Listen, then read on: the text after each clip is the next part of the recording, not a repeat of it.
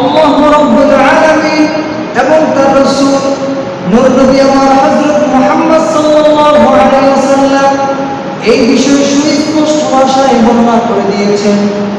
রব্বি কারীম ওই মহাগ্রন্থ আল কোরআনের সূরাতুল হুজরাতের 10 নম্বর আয়াতে বলেন, ইন্নাল মুমিনুনা ইখওয়াতুন ফাআসলিহু বাইনা আখাওয়াইকুম ওয়াত্তাকুল্লাহা লাআল্লাকুম তুরহামুন। আল্লাহ রাব্বুল আলামিন বলেন, নিশ্চয়ই তোমরা পরস্পর ভাই ভাই, আর এই ভাইয়ের সম্পর্কটা হলো দ্বীনি সম্পর্ক, যার কোনো তুলনা হয় না।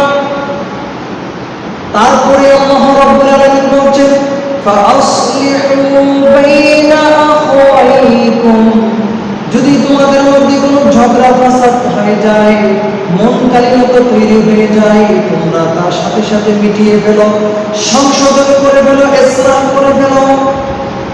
ওয়াত্তাকুল্লাহা লাআল্লাকুম তুরহামুন, আর তোমরা আল্লাহ তাআলাকে ভয় করো, যাতে করে তোমরা তার থেকে রহমত প্রাপ্ত হতে পারো।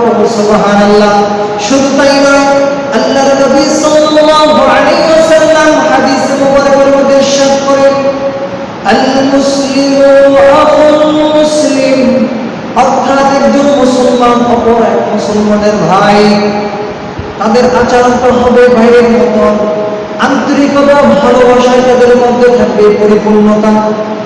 শুধু তাই নয়, আল্লাহ রাব্বুল আলামিন কোরআনুল কারীমের মধ্যে ইরশাদ করেন সূরাতুল আনফালের 1 নম্বর আয়াতে, ফাত্তাকুল্লাহা ওয়া আসলিহু যাতা বাইনিকুম, তোমরা আল্লাহকে ভয় করো, আর তোমাদের পরস্পরের মধ্যে কোনো ঝগড়া বিবাদ ফাসাদ হলে তা তোমরা মিটিয়ে ফেলো, সমাধান করে ফেলো, ইসলাহ করে ফেলো, যাতে করে তোমাদের মধ্যে ভালোবাসাটা বিদ্যমান থাকে।